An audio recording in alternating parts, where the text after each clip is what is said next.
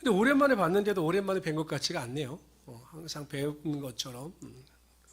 저는 오늘 읽어드린 안 읽었군요. 사사기 봅시다.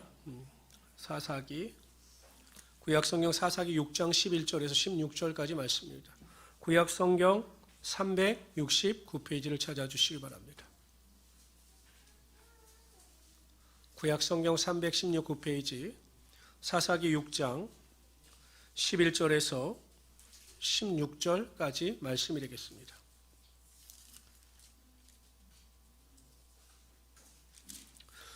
우리 한 절씩 교독합시다. 제가 먼저 11절을 읽겠습니다. 여호와의 사자가 아비에스 사람 요아스에게 속한 오브라에 이르러 상수리 나무 아래 앉으니라. 마침 요아스의 아들 기드온이 미디안 사람에게 알리지 아니하려 하며 밀을 포도주 틀에서 타작하더니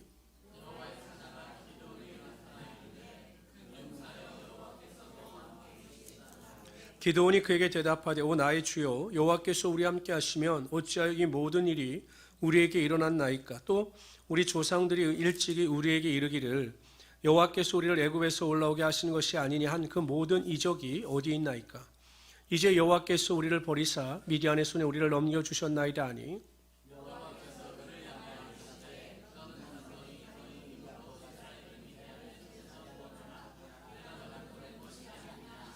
그러나 기드온이 그에게 대답하되 오 주여 내가 무엇으로 이스라엘을 구원하리이까. 보소서 나의 집은 므낫세 중에 극히 약하고 나는 내 아버지 집에서 가장 작은 자이다 하니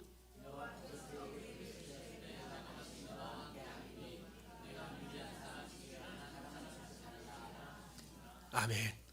저는 오늘 거기에 본문 말씀을 가지고 성도들이 사모해야 할 영광스러운 호칭, 성도들이 사모해야 할 영광스러운 호칭 이와 같은 제목으로 하나님의 말씀을 전가하도록 하겠습니다. 제가 요즘에 자주 듣는 말 중에, 그러니까 세상 사람들이 하는 말 중에 제가 요즘에 가장 잘 듣는 말 중에 하나가 이겁니다. 조물주 위에 건물주가 있다는 거예요. 뭐라고요? 조물주 위에 건물주가 있다. 이게 뭐냐, 사람들이 제일 사모하는 게 뭐냐면 건물주라는 거죠. 건물을 매입해서 내가 그 건물에서 나오는 월세를 가지고 일생을 편안하게 살아가는 것이 내 삶의 가장 큰 로망이다. 이렇게 생각을 합니다. 어떻습니까? 여러분도 그렇습니까? 네? 건물주가 되는 게 소원이십니까? 아니, 하세요. 건물주 왜 그 소원해서 건물을 하셔갖고 여러분 사시면서 주의 일에 헌신하고 봉사하는 거 나쁜 건 아닙니까? 제발 그렇게 되시기를 바랍니다. 축복하는데. 그러니까 사람들은 그런 호칭 듣는 걸 원하는 거죠. 미국의 벨 연구소라고 하는 곳이 있는데 여기는 이제 보통 컨설턴팅을 해주는 겁니다. 컨설팅을. 그러니까 여러 가지 기업 구조라든지 환경에 대해서 컨설팅을 해주는 회사인데 거기에 에드워드 데밍이라고 하는 사람이 컨설팅을 받았습니다. 이 물류회사인데 물류를 배송하는 회사인데 이 물류를 분류하는 이 직원들이 너무 성의 없이 물류를 배송하다 보니까 배달 사고가 나는 겁니다. 잘못 배달되는 거죠. 보통 한 56% 문제가 발생하는 겁니다. 그래서 다시 작업을 하고 이러다 보니까 배송도 늦어지고 또 잘못 배송돼서 소비자들한테 원망을 듣는 일이, 그래서 신뢰가 깨지는 일이 빈번하게 발생하는 겁니다. 그래서 그 회사에서 이 데밍에게 부탁을 한 겁니다. 어떻게 하면 이 배송사고나 분류 작업을 실수 없이 잘할 수 있을 것인가. 근데 이 데밍이라고 하는 사람들이 이렇게 가서 그 직원들을 보다가 딱 한 가지 해결책을 제시했습니다. 뭐냐면 호칭을 바꾼 겁니다. 그 데밍이 그 회사에서 내린 해결점은 모든 배송 기사들을 앞으로 기사라고 부르지 말고 물품 분류 전문가로 불러라. 이렇게 호칭을 바꾼 겁니다. 그러니까 일을 할 때 당신은 전문가입니다. 물품을 분류하는 전문가입니다. 이렇게 호칭을 말하라고 하는 거죠. 그러니까 이 물품을 분류하는 이 기사들이 그런 호칭을 받으니까 내가 전문가구나 라는 생각을 가지고 물품을 분류하고 배송하는 일에 만전을 기하게 됩니다. 그래서 56%이던 그 실수가 10%로 줄었다. 이런 보고가 있습니다. 그들의 호칭이 바뀌니까 그들의 태도가 바뀌고 그들의 태도가 바뀌니까 일의 성과가 바뀐 겁니다. 저도 어디 가서 갑자기 사람들이 잘 이야기를 하다 저에게 목사님 그러면 제가 조금 긴장을 합니다. 그냥 사장님 이렇게 이야기할 때는 제가 별 의식을 안 했는데 갑자기 분위기가 나만 목사인 거죠. 그래서 목사님 이러면 제가 행동이나 말을 하는데 굉장히 진중하게 생각하고 말하고 행동합니다. 그러니까 호칭이 제 행동의 태도를 바꾸는 거죠. 하나님께서 그것을 아시는 겁니다. 그래서 성경에 보면 호칭을 바꾸거나 이름을 바꾸는 일이 종종 일어납니다. 그런데 놀라운 사실은 하나님께서 그들에게 호칭을 바꾸거나 이름을 바꾸었을 때 그들의 행동이 바뀌고 그들의 삶이 변화되는 놀라운 역사가 일어나게 되더라는 것이죠. 성경에 보면 다양한 호칭이 있고 또 하나님께서 우리를 부르시는 다양한 호칭이 있어요. 그 영광스러운 호칭을 우리가 듣게 될 때, 그러한 영광스러운 호칭 가운데 거하게 될 때 우리의 삶에도 하나님의 예비하신 놀라운 능력이 나타나게 된다는 것입니다. 그래서 저는 오늘 시간 하나님께서 영광스러운 호칭을 부여함으로 말미암아 자신의 삶의 인생의 모든 것이 바뀐 사람들에 대해서 살펴보려 함께 나누고자 합니다. 첫 번째로 오늘 본문의 주인공인 기드온에 대해서 살펴보도록 하겠습니다. 12절 한번 다시 한번 읽어볼까요? 6장 12절 읽습니다. 시작. 기드온에게 나타나 이르되 큰 용사여 여호와께서 너와 함께 계시도다 하매.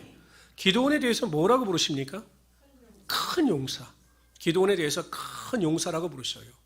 그러면 이 기드온이 큰 용사로 불릴 만큼 그의 삶이 완전했는가? 라고 우리가 질문을 던진다면 결론은 아니올시다입니다. 기드온은 큰 용사가 아니었어요.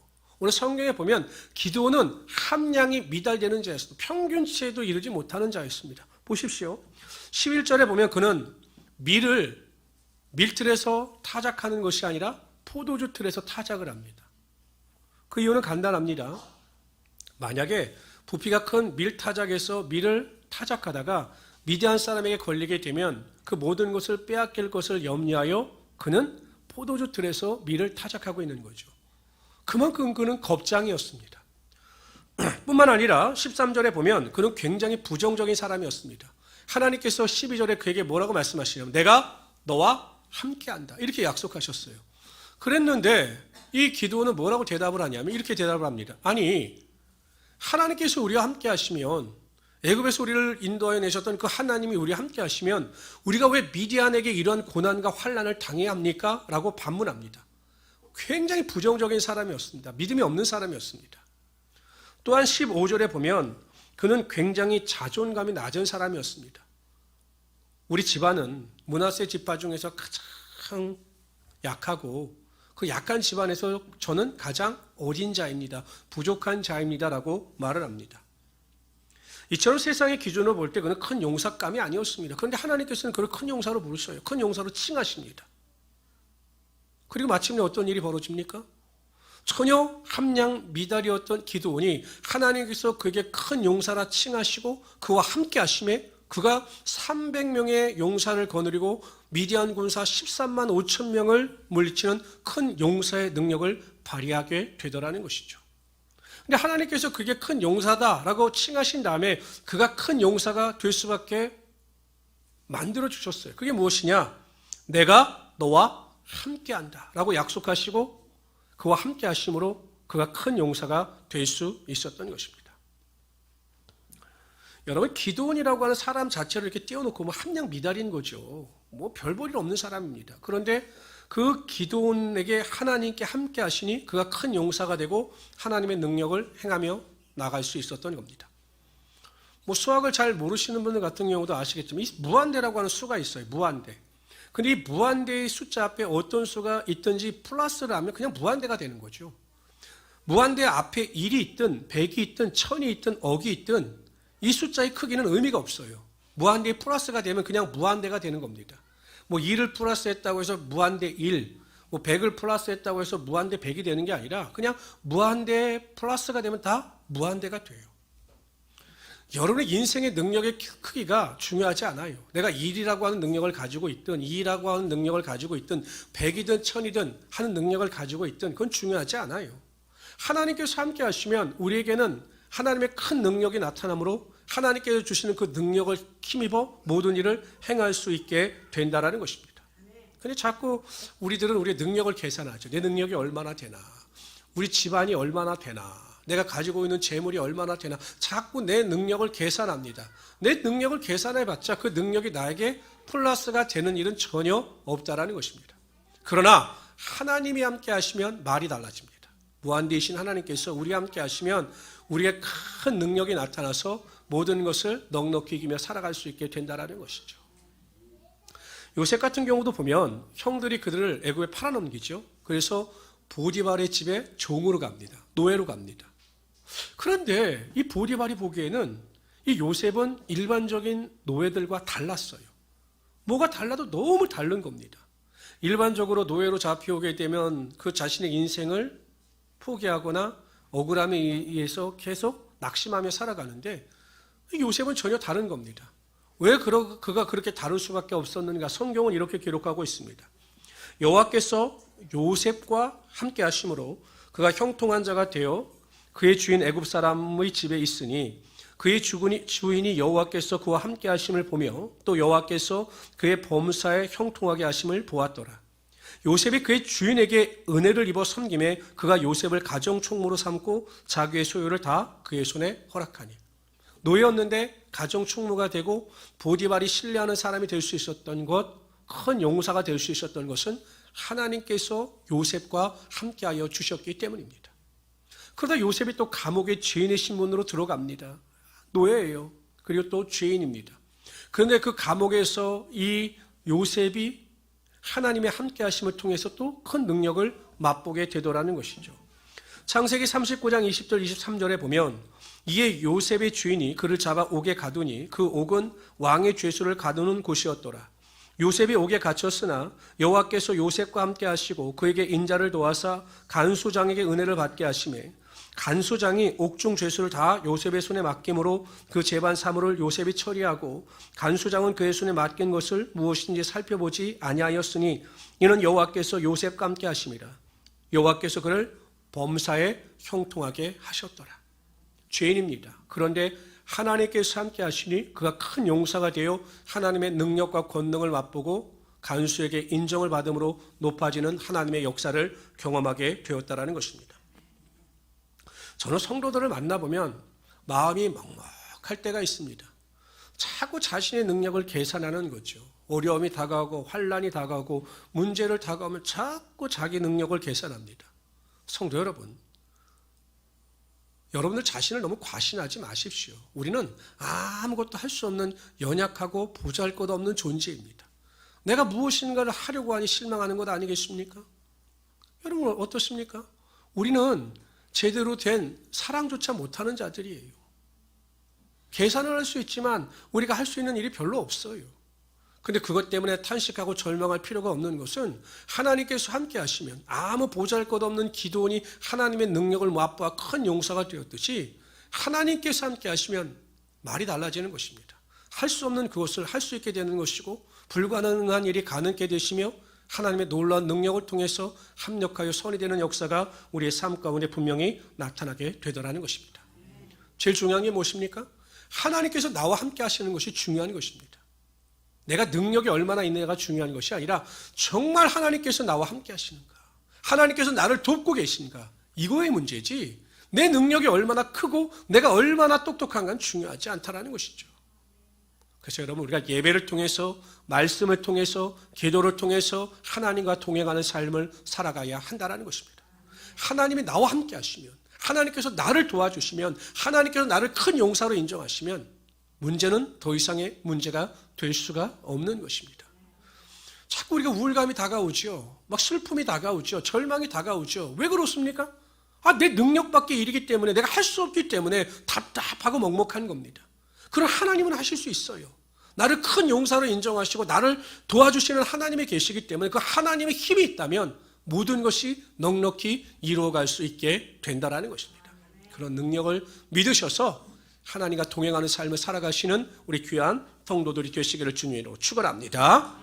한편 기드온은요, 하나님께로부터 얻은 칭호가 아니지만 그 백성들로부터 여룻바알이라고 하는 칭호를 얻게 됩니다. 이 여룻바알이라고 하는 의미가 무엇이냐면 바알을 대적하는 자, 이런 의미입니다. 하나님께서 기드온에게 가장 먼저 요구하신 행동의 결단은 능력을 가지고 미디안과 싸워라. 이게 아니었어요. 제일 먼저 내리신 명령은 내 아버지가 섬기고 있는 우상을 다 철거하라, 부셔라. 이것이 하나님의 명령이셨습니다. 그러니까 기드온의 집안은 그 아버지를 비롯하여 많은 사람들이 바알과 아세라를 섬기고 있었고 기드온도 아마 그렇다면 섬기고 있지 않았을까요? 그래서 그 모든 우상의 제단을 다 헐고 그 아세라를 만든 그 아세라상, 나무로 만든 아세라상을 쪼개요. 하나님 앞에 7년 된 수소를 그 장작으로 번제로 드려야 한다. 그래서 번제로 드립니다. 그래서 총 10명을 데리고서 완전 하나님께서 허락하셔서 말씀하신 그 우상의 제단을 다 허물어 버려요. 근데 여러분, 그 므낫세 지파 사람들이 일순간에 무너진 바알과 아세라상을 보고 깜짝 놀란 겁니다. 그래서 그 기드온을 내어달라. 우리가 그를 해야겠다라고 이야기할 때 이 기드온의 아버지가 말리죠. 그래서 이제 그에게 여룻바알, 바알과 대적한 자 이렇게 칭호를 붙이는데 한편으로는 이 므낫세 사람들이 이 기드온에 대한 두려움이 있었던 것으로 보입니다. 왜냐하면 바알과 아세라를 그냥 완전히 없애버리고 막 그것을 쪼개버렸는데도 불구하고 기드온이 살아있다는 것 자체가 그들에게는 두려움의 대상이었던 거죠. 그래서 그들이 어찌하지 못하고 그 기드온의 아버지의 타협 안에 동의하고 돌아갑니다. 어찌 보면 이 여룻바알은 우리에게 주는 교훈은 이것입니다. 여러분들이 세상에 나가 세상 안에서 살아갈 때 세상이 두려워하고 세상을 변화시키는 사람이 되어야 한다. 세상을 변화시키는 사람이라고 하는 하나님의 영광스러운 칭호를 받아야 한다는 것입니다. 제가 예수 믿는 성도들을 가만히 보고 목회자로서 이렇게 볼 때마다 느끼는 것은 세상이 우리를 미워하는 것은 어쩔 수가 없어요, 여러분. 세상이 여러분들을 미워하는 것, 뭐 직장에서나 사회에서는 여러분들을 미워하는 것을 이상하게 생각하지 마십시오. 왜냐하면 성경에 나와 있거든요. 성경 요한복음 19장 19절에 보면 이렇게 말씀하셔요. 너희가 세상에 속하였으면 세상이 자기의 것을 사랑할 것이나 너희는 세상에 속한 자가 아니요 도리어 내가 너희를 세상에서 택하였기 때문에 세상이 너희를 미워하느니라. 세상은 사단의 권세, 어둠의 권세 아래 놓여있기 때문에 영적인 자녀들을 미워할 수밖에 없어요. 이건 당연한 겁니다. 그래서 여러분이 핍박을 받고 어려움을 당하는 것은 당연한 일이에요. 그러나 제가 말씀드리고 싶은 것은 미움을 받되 조롱과 멸시는 당하지 말라라는 것이에요. 여러분, 기드온이 미움을 받았죠. 왜냐하면 그 아세라상을 완전히 깨부셨기 때문에. 그러나 조롱과 멸시는 당하지 않았어요. 예수 믿는 사람들의 모순이 뭐냐면 미움도 받는데 조롱과 멸시도 당해요. 예를 들면 이런 겁니다. 직장에서 이런 요구를 할 수 있죠. 이번 일요일 날은 이제 그 사람들 주의를 모르니까 일요일 날은 회사가 바쁘니까 좀 나와서 좀 회사 일을 좀 도와주십시오 라고 부탁을 하면 매일 주일 있는 것도 아니니까 뭐 1년에 한두 번 있는 것이니까 그러면 기꺼이 일찍 와서 예배를 드리고 그날은 일찍 예배를 드리고 가서 직장을 도와주고 최선을 다하면 하나님의 영광을 드러내는 것이고 뭐 세상 사람들에 대한 관점도 바뀔 겁니다. 근데 문제는 무엇이냐? 말은 아주 그럴듯하게 합니다. 나는 예수를 믿는 사람이기 때문에 절대 주의를 범할 수가 없습니다. 그래서 회사에 못 나갑니다. 라고 이야기를 합니다. 물론 이해를 합니다. 근데 문제는 뭐냐? 평일날도 열심히 일을 하지 않는 거예요. 세상 사람들이 보기엔 저 예수 믿는다고 하면서 매일 농땡이 치고 그냥 열심히 하지 않고 불성실하게 일을 하는 겁니다. 그럼 사람들은 어떻게 할까요? 예수 믿는 여러분들을 조롱하고 멸시한다는 거예요. 성실하지도 않고 약속도 제대로 지키지 않고 최선을 다하지 않는 그 모습을 보면서 야, 예수 믿는 사람들은 다 저렇구나 라고 여러분들을 멸시한다는 것입니다. 제가 이런 말을 들을 때마다 너무 가슴 아파요.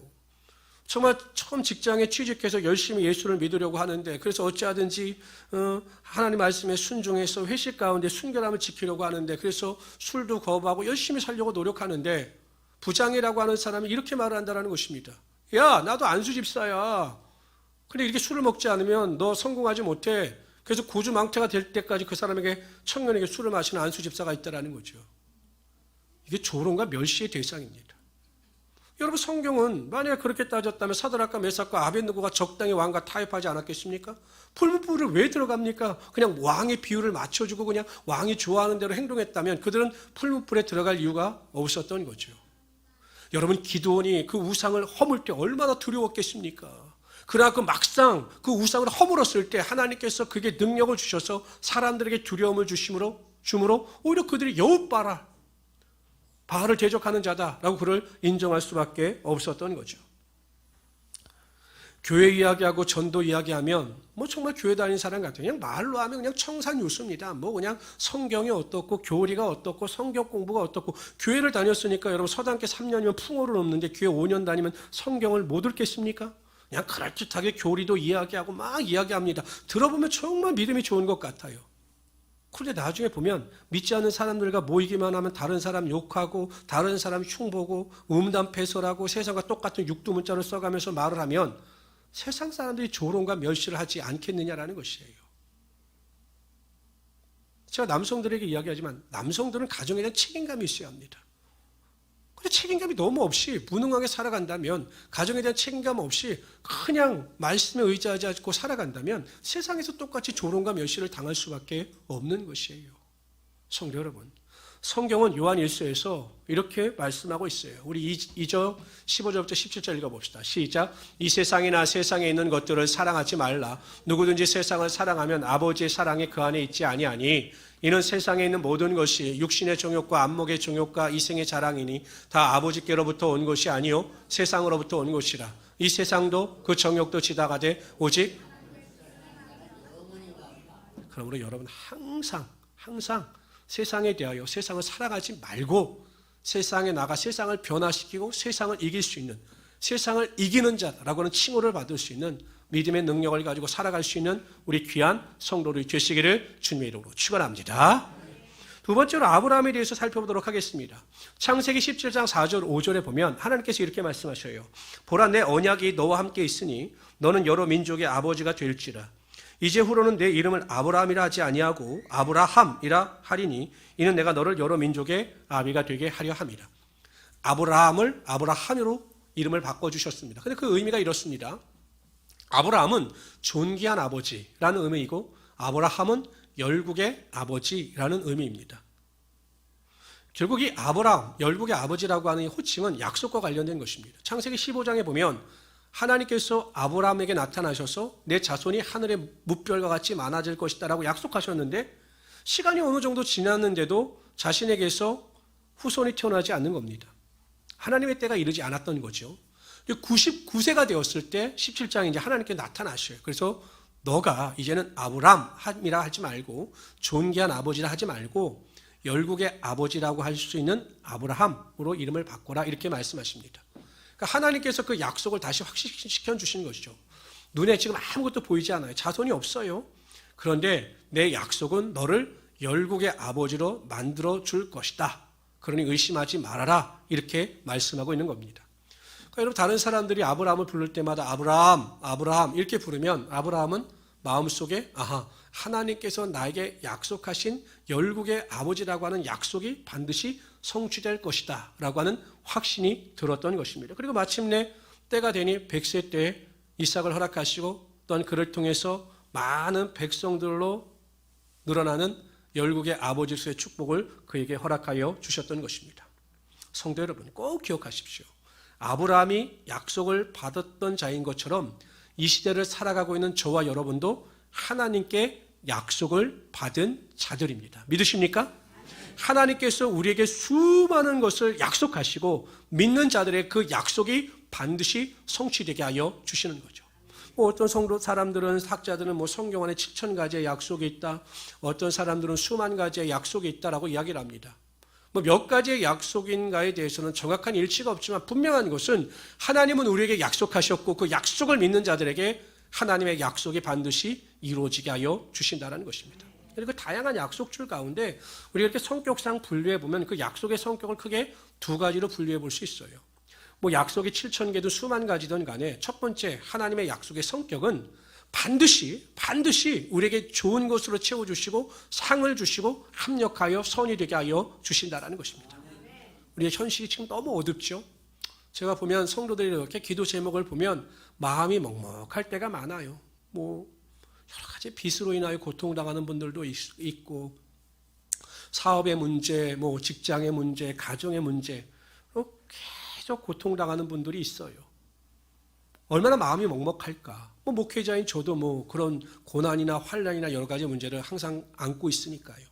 그러나 그럼에도 불구하고 마음속에 기쁨이 있는 것은 반드시 이 모든 현재의 삶의 모습이 합력하여 선이 되게 하여 주시고 하나님께서 반드시 상으로 채워주시고 구하는 것이나 생각하는 것보다 넘치도록 좋은 것으로 채워주신다는 사실입니다.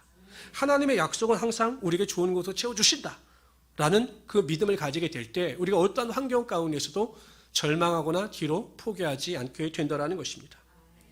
루터가 종교개혁을 할 때는요 굉장히 힘이 들었습니다. 왜냐하면 이 루터를 동의해 주는 사람들이 거의 없었거든요. 근데 이 마틴 루터의 영적인 동역자가 누구였냐면 그의 아내였어요. 폰 보라라고 하는 그의 아내였는데 이 아내가 굉장히 진취적입니다. 그러니까 여걸이었어요. 여걸. 그래서 이 루터에게 큰 도움이 됩니다. 근데 하루는 루터가 너무 힘이 드니까 집에 거의 풀이 죽어서 온 겁니다. 그게 며칠 계속 된 겁니다. 근데 하루는 루터가 집에 들어갔더니 그 아내가 상복을 입고 있는 거예요. 검은 상복을. 무슨 일이냐고 물어봤더니 하나님께서 돌아가셔서 지금 장례를 치르고 있는 것이다. 이렇게 이야기를 하는 겁니다. 루터가 깜짝 놀랐죠. 막 화를 냅니다. 아니 이 사람이 불경스럽게 하나님이 돌아가신다는 게 말이 되냐고. 어떻게 사람이 그렇게 불경스러운 말을 할 수 있냐고. 빨리 옷을 벗으라고 막 호통을 쳤어요. 그랬더니 아내가 루터를 빤히 쳐다보면서 말하는 겁니다. 여보, 당신이 생각하기에도 하나님은 살아계시죠? 그러니까 하나님께서는 약속하신 것을 채워주시죠? 근데 왜 당신은 그렇게 하나님이 계시지 않는 것처럼 낙심하고 우울해하고 절망하고 슬퍼하십니까? 하나님은 살아계시기 때문에 당신이 진리의 길을 걸어가면 반드시 그 약속을 지켜주시는 하나님이 되시는데 왜 하나님의 약속이 없는 것처럼 슬퍼하고 낙심하십니까? 라고 말을 했다라고 합니다. 원망하고 불평하고 낙심하는 것이 아주 천성적인 분들이 있어요. 천성. 제가 이렇게 말을 들어보면 아주 그냥 타고난 천성이에요. 똑같은 상황을 보고 똑같은 말을 하는데 어떻게 저런 말이 나올 수 있을까? 기발하다라고 생각하는 분들이 있어요. 어떻게 저렇게 원망할 수 있지? 저렇게 불평할 수 있지? 근데 원망과 불평이요. 정말로 감사한 게 무엇이냐면 항상 되돌이표입니다. 되돌이표. 1년 전에 한 말을 1년이 지나도 똑같이 원망 불평하셔요. 그럼 여러분 하나님께서 그 원망 불평하는 자에게 하나님의 약속이 임하게 하시느냐? 천만의 말씀입니다. 절대로 그런 자들에게는 하나님의 능력이 임하지 않아요. 여러분 기억하십시오. 여러분들은 아브라함처럼 약속을 받은 자입니다. 하나님께서 여러분들을 그렇게 인정하시고 그렇게 불러주십니다. 그러므로 좋은 것으로 채워주시는 하나님을 믿어 의심하지 마시고 원망과 불평이 아니라 감사와 긍정의 말을 가지고 승리하며 살아가시는 우리 귀한 성도로 되시기를 주님으로 축원합니다. 우리가 꼭 기억해야 될 두 번째 하나님의 약속은 무엇이냐? 예수님께서는 반드시 다시 오신다라는 것입니다. 예수님께서는 반드시 오셔요. 요한계시록에 보면 내가 내게 줄 상이 있어 내가 속히 올 것이다 이렇게 말씀하셔요. 예수님께서 육신을 입고 초림하신 주된 목적은 구원이셨습니다. 그러나 재림의 주된 목적은 심판이에요. 이 땅에 오셔서 믿지 않는 자들과 믿는 자들을 구별하셔서 믿지 않는 자들은 영원히 고통 가운데 있는 불못으로 던지시고 믿는 자들은 천사들의 손에 이끌려 하나님 나라에 들어가서 영원히 왕노릇하게 하신다라는 것입니다. 그런데 믿는 자들에게 중요한 게 있어요. 예수님의 재림이 정말 중요한 게 있습니다. 우리가 이 땅에서 믿는 자답게 어떻게 살았느냐에 따라 상급이 결정되기 때문에 그 심판대 앞에서 우리의 상급이 결정되기 때문에 예수 그리스도의 재림이 아주 중요한 것입니다. 제가 고등학교 다닐 때 선생님 한 분은 숙제를 내놓고 숙제를 매일 검사하는 것이 아니라 그냥 본인이 기분 날 때 그냥 아무 때나 숙제 검사를 하는 거예요. 그러니까 어떤 친구 같은 경우는 숙제를 생전 안 하다가 그날 한번 해왔는데 검사를 하면 땡을 잡은 것이고 어떤 친구는 매일 해오다가 그날 숙제를 안 했는데 걸리면 정말 불행한 거죠. 그런데 이분이 아주 독특한 분이셨어요. 지금이야 여러분 이게 고등학교도 중학교도 남녀공학이 많고 남녀 합반이 많지만 제가 다닐 때만 해도 아마 전국 아니 서울 시내에서 남녀공학인 학교가 제가 다니던 학교하고 서울사대보고 두 개밖에 없었거든요. 뭐 합반은 아니었지만 여자하고 남자하고 같이 다니니까 여러분 얼마나 그게 신경 쓰이겠어요. 여학생들한테 잘 보이려고. 근데 이제 반이 갈렸는데 이 선생님은 숙제를 안 해오면 벌을 어떻게 세우느냐? 여학생 반 앞에 가서 서 있게 만드는 거예요. 해서 그 여학 끝날 때까지. 그건 여러분 거기 가서 남학생 둘이서 만약에 숙제 안 하는 서 있으면 막 여학생들이 막 손가락질하고 막 깔깔대고 웃으면 이게 얼마나 창피합니까? 사춘기 때. 그럼 얼굴도 못 들고 가만히 있는 거예요. 아, 제가 그랬다는 게 아니지. 다른 친구들이 보면 그랬다는 거예요. 이렇게 보는 거예요. 너무 수치스러운 거예요. 숙제를 안 해왔는데 이게 너무 수치스러운 거죠. 저는 가끔 하나님의 심판대를 생각할 때마다 그때 일이 생각나는 겁니다. 야, 만약에 심판대 앞에 섰는데 우리 정 집사님, 우리 이 권사님 막 상급을 받고 막 엄청난 상급을 받는데 나는 아무 상급도 없이 그냥 민머리로 돌아다니면 이게 얼마나 수치스러울까. 그런데 후회하지만 돌릴 수가 없어요. 왜냐하면 끝났기 때문에. 그때를 기억하십시오. 예수님은 반드시 다시 오셔요. 다시 오셔서 우리의 행한 일대로 우리의 행위에 대한 상급 심판을 반드시 하신다는 것입니다. 그 약속을 믿으시고 이 땅이 아니라 하나님 나라의 상급을 쌓을 수 있는 우리 귀한 성도들이 되시기를 주님의 이름으로 축원합니다. 세 번째로 야곱에 대해서 살펴보도록 하죠. 야곱은 속이는 자였어요. 엄청 꾀가 많은 사람이었어요. 그래서 형 에서의 장자권도 빼앗죠. 그래서 도망가서 삼촌 라반의 집에서 20년 동안 생활하다 거부가 돼서 돌아옵니다. 그런데 문제는 형 에서의 마음이 어떻게 변했는지를 모르는 거죠. 그래서 먼저 자신의 부하 중에 그러니까 하인 중에 한 사람을 먼저 보내요. 근데 왔는데 하는 말이 형 에서가 400명의 군사를 이끌고 오고 있다는 겁니다. 야, 이거 나 죽으면 어떡하지? 라고 생각해서 이제 꾀를 생각해내는데 자신이 가지고 있는 소유를 여러 때로 나눠서 먼저 보내요. 야복강을 건너게 합니다. 그러다가 이제 자신의 가족들과 자녀들을 먼저 보내요. 그리고 본인은 안 가요. 그리고 이제 야복강까지 숨어서 동태가 어떻게 되나. 참 야비한 사람이죠. 어떻게 아내하고 자식들까지 보내고 자신은 도망갈 생각을 했는가. 이렇게 보고 있는데 갑자기 누군가 와서 자신을 와락 껴안는 겁니다. 순간적으로 직감했어요. 이건 사람이 아니다. 하나님의 천사거나 영적인 존재다 라고 생각하여 그 사람을 꽉 껴안고 놓지 않습니다. 이 사람이 가야 하니 놔라 라고 하는데도 안 놔요. 나를 축복하지 아니하면 놓을 수가 없습니다. 그때 환도뼈를 딱 치죠. 보통 여러분 우리가 육체 고통을 당하게 되면 의악하고 놀라서 놓게 되는데 끝까지 안 놔요. 야곱은. 나를 축복하기 전까지 내 문제를 해결해 주기 전까지 나는 이거 놓을 수가 없습니다라고 이야기를 합니다. 그래서 알았다 내가 너를 축복할 테니 놔라 라고 이제 말씀을 하시죠. 나중에 이제 하나님이시거든요. 그래서 하나님께서 말씀하시기를 네 이름을 야곱 속이는 자라 하지 말고 앞으로는 이스라엘 하나님과 사람으로 겨루 이긴 자다라는 이름으로 바꾸어라 이렇게 말씀을 하십니다. 그러니까 야곱이 이스라엘로 영광스러운 칭호로 바뀌게 된 것이죠. 결국 야곱은요 하나님께 기도하여 응답을 받은 자다라고 하는 칭호와 같은 거죠. 우리가 어떻게 하나님을 이길 수 있겠습니까? 하나님께서 그냥 줘주신 거죠. 그 기도 가운데 응답하여 주신 거죠. 이처럼 우리는 기도 응답을 체험할 수 있는 자입니다. 기도의 능력을 맛볼 수 있는 자입니다. 여러분 예수님께서 두로와 시돈 지역으로 가셨을 때 수로보니게 족속의 한 여인이 나와서 자신의 딸이 귀신이 들렸으니 제발 내 딸을 고쳐달라고 예수님께 간절히 구합니다. 근데 예수님께서 침묵하셔요. 그런 적이 없으셨는데 침묵하셔요. 아무 말씀도 하지 않고 그냥 걸어가십니다. 제자들이 너무 답답하니까 예수님께 쫓아가 이야기합니다. 예수님, 그냥 좀 어떻게 조치를 취해서 보내시지 너무 시끄러워서 우리가 견딜 수가 없습니다. 라고 이야기를 합니다. 근데 그 여인이 다가오자 예수님께서 그 여인을 향해서 말씀하시는 겁니다. 내가 자녀들을 먼저 배부르게 할지니 그리고 나서 그 떡을 취하여 개들에게 던진도 마땅치 않다. 이렇게 말씀하셔요. 그 여인을 개로 비유하신 것입니다.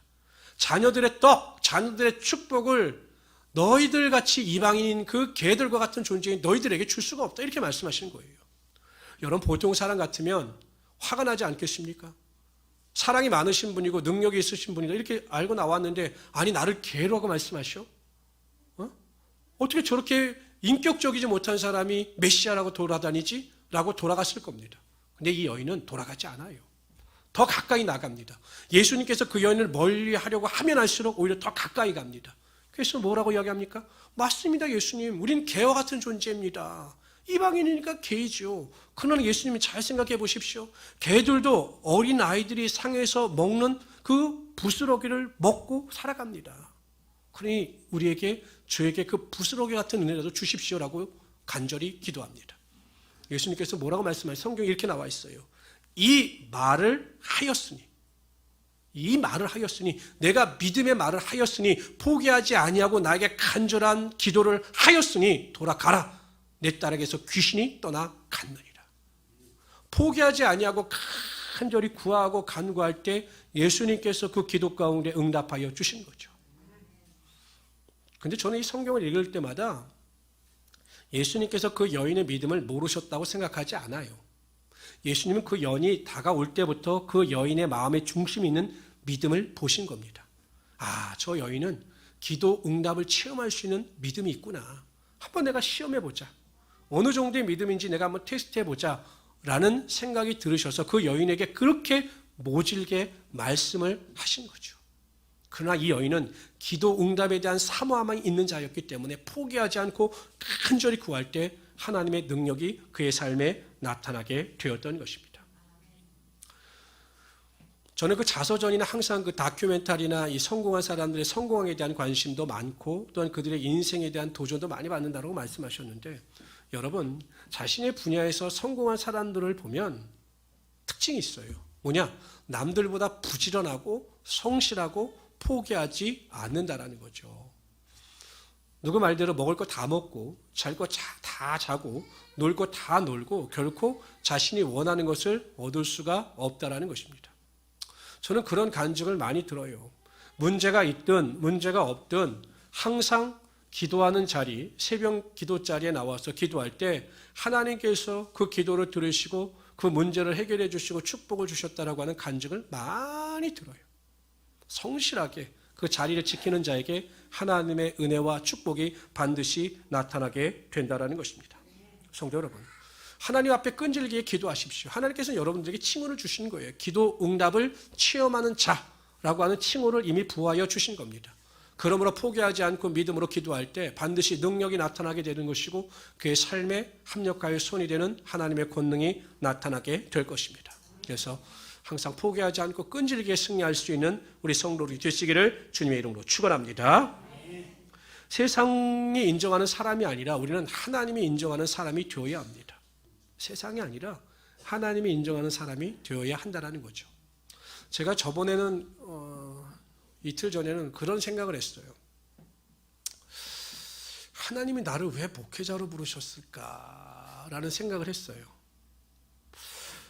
나는 그렇게 목회자의 자질이 없는 사람인데 왜 부르셨을까라고 생각을 하다가 갑자기 이 코로나가 생각이 났어요. 만약에 코로나 사태가 일어났을 때 내가 목사가 되지 않았더라면 나는 믿음 안에서 어떻게 살아가고 있을까라는 생각을 했습니다. 내린 결론은 뭘까요? 교회도 안 가고, 야, 이거 때를 만났다. 주일날마다 놀러 다니고, 야, 이거 너무 좋다. 이렇게 살았을 것 같아요. 하나님이 저의 나약함을 아시고, 야, 넌 안 돼. 너는 목사가 안 되면 세상에서 정말 이상하게 살아갈 거야. 와. 그래서 저를 코를 뚫으셔서 부르신 것 같아요. 그래서 순종하게 하시고 믿음 안에서 살아갈 수 있게 만들어주신 것 같습니다. 그래서 제가 하나님께 너무 감사했어요. 그러면서 든 생각이, 그래, 하나님께서 이왕 이렇게 불러주신 것, 어차피 나는 세상의 영광을 구하는 자가 아니라 하나님의 영광을 구하는 자니 하나님께서 인정하시는 사람이 되어야 되겠다라고 하는 결심을 하게 되었답니다. 성도 여러분, 우리는 절대 사람이 인정하는 사람이 아니라 하나님이 인정하는 사람이 될 수 있어야 합니다. 그래서 하나님께서 여러분들에게 영광스러운 호칭, 칭호를 부여하실 수 있어야 합니다. 아니, 이미 부여하신 겁니다. 기도원을 부르셔서 큰 용사여 라고 말씀하셨던 것처럼 이미 여러분들을 큰 용사로 부르셨어요. 결코 나는 혼자가 아닙니다. 하나님이 나와 함께 하시면 나는 무슨 일이든지 할 수 있는 하나님의 능력의 사람이 되었다는 것이죠. 그러한 믿음을 가지고 승리하며 살아가시기를 바랍니다. 제가 예전에 삼성에 있던 어떤 임원이 쓴 책인가? 그 책을 얼핏 읽었어요. 그 책이 뭐냐면 이기는 습관이라고 하는 책이 있어요. 그러니까 항상 자신의 일에 대해서 성취를 맛본 사람은 자신감을 가지고 불가능한 일에 도전해서 또 성취를 맛본다는 겁니다. 그러니까 승리의식인가? 승리습관인가? 그래서 하여튼 계속 한 번의 승리를 맛본 사람은 포기하지 않고 또 승리를 맛보게 된다는 거죠. 성도 여러분, 한번 경험해 보십시오. 불가능한 상황, 할 수 없을 것 같은 상황 속에서 하나님께서 나에게 능력을 주심으로 말미암아 하나님의 권능과 능력을 체험하는 그 승리를 한번 맛보시길 바랍니다. 그러면 어떤 일에도 두려워하지 아니하고 믿음을 가지고 하나님을 의지하며 살아가게 될 것입니다. 두 번째, 아브라함이 열국의 아비라고 하는 그 약속의 호칭을 받아서 하나님의 능력을 맛봤던 것처럼 여러분들은 이미 약속의 사람들입니다. 하나님께서 약속하신 것을 체험할 수 있는 사람들입니다. 하나님께서 그렇게 부르셨고 그렇게 인정하시는 거죠. 그래서 여러분 매일 기도하시고 하나님을 의지하셔서 하나님의 약속을 체험하며 감사하며 살아가시는 우리 성도들이 되시기를 바랍니다. 세 번째, 야곱은 기도함으로 말미암아 야곱이 이스라엘로 바뀌었습니다. 하나님과 사람으로 겨루어 이긴 자라고 하는 칭호를 받았습니다. 하나님께서는 여러분들을 이미 인정하셨어요. 기도 응답을 체험하는 자들이다. 그래서 뭐라고 말씀하십니까? 너는 내게 와서 부르짖으라. 내가 내게 응답하겠고 내가 알지 못하는 크고 비밀한 일을 내게 보이리라. 너희가 구하고 간구한 것은 받은 줄로 믿으라. 그리하면 모두 이루리라. 그렇게 약속하셨어요. 이러한 기도 능력의 권세를 맛보면서 하나님과 동행하며 살아갈 수 있는 우리 귀한 성도들이 되시기를 주님의 이름으로 축원합니다. 기도